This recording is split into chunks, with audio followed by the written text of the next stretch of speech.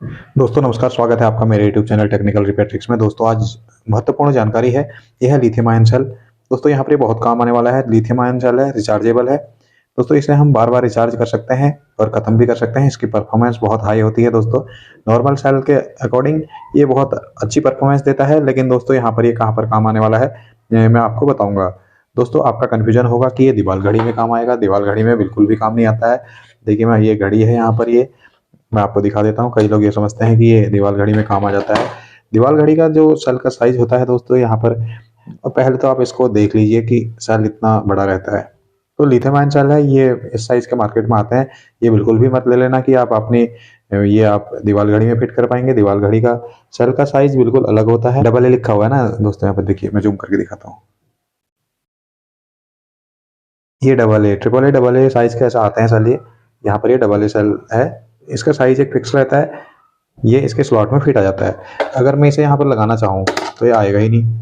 अगर मैं मान लिया इसको यहाँ पर फिक्स करके इसकी तारों को भी कनेक्शन कर दूँ, कुछ टेक्नीशियन भाई कर सकते हैं। तो हालांकि मैं इस सेल से भी इसे चला के दिखा दूंगा, इस दीवार घड़ी को, वो मैं बाद में बनाऊंगा वीडियो, आप देख लेना। मैं इस सेल से भी इसे चला के दिखा दूंगा और चार्जिंग सॉकेट भी इसमें लगा दूंगा। तो दोस्तों यहाँ पर लेकिन यहाँ पर क्या है कि इस सेल के लिए अभी मैं आपको बताता हूँ क्यों नहीं चलेगा। इस सेल की वोल्टेज जानते हैं, इसे मैं 20 में सेलेक्ट कर लेता हूँ। यहाँ पर देखो ये सेल कितना है, 1.2 रह गया है, 1.3, यानी कि जब फुल्ली चार्ज होगा ये नया होगा 1.5 होगा।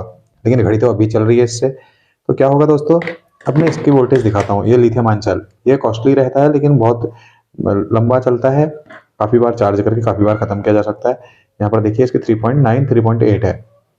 तो दोस्तों इसकी वोल्टेज तो इस सेल की वोल्टेज इससे यहाँ पर डबल है। ये डबल है, देखने में भी डबल है लेकिन वोल्टेज भी डबल है दोस्तों। कभी कभी क्या होता है कि सेल बड़ा होता है लेकिन वोल्टेज बराबर रहती है।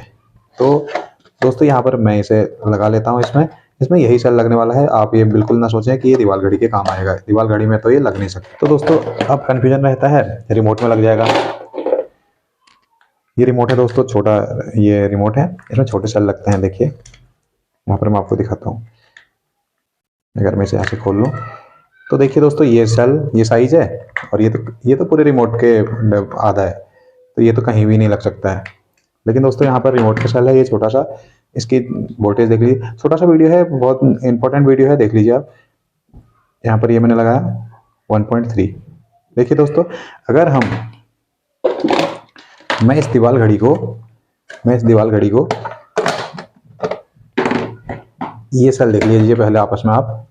यहाँ पर देखिए कितना छोटा है इससे, लेकिन वोल्टेज बराबर है दोस्तों। यहाँ पर ये साइज में भी इतना छोटा है ये, और पतला भी है। ये वाला सेल मोटा है। लेकिन मैं इस दीवार घड़ी को इस सेल से चला दूंगा।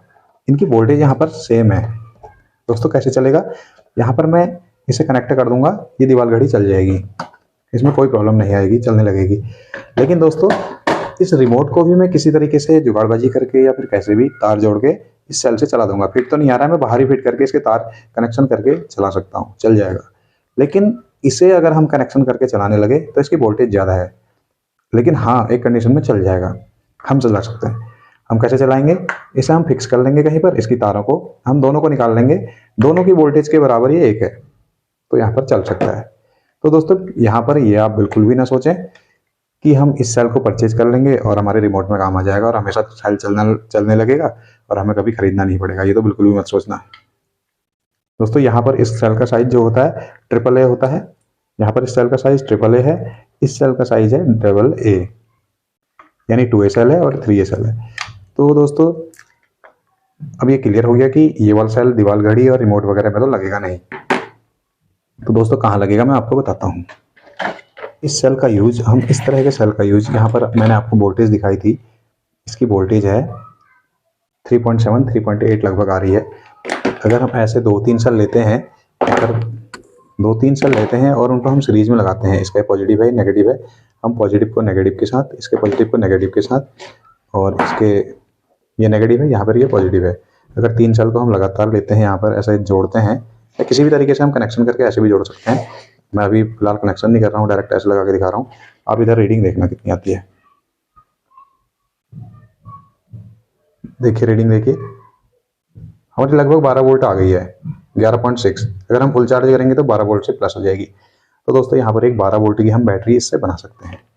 दोस्तों 12 वोल्ट की बैटरी अब हम इससे बना तो लेंगे, लेकिन चार्ज कैसे करेंगे? चार्ज करने के लिए हमें एक चार्जर अलग से चाहिए होगा और चार्जिंग मॉड्यूल भी अलग से चाहिए होगा। लेकिन हम सिंगल सेल को कैसे चार्ज करते हैं दोस्तों? यहाँ पर हम सिंगल सेल के भी काफ़ी सारे यूज हैं। सिंगल सेल को चार्ज करने के लिए इस तरह के मॉड्यूल मार्केट में आते हैं, ये BMS टाइप के होते हैं, छोटे छोटे BMS। तो इससे हम कंट्रोल करके एक एक सेल को हम चार्ज कर सकते हैं।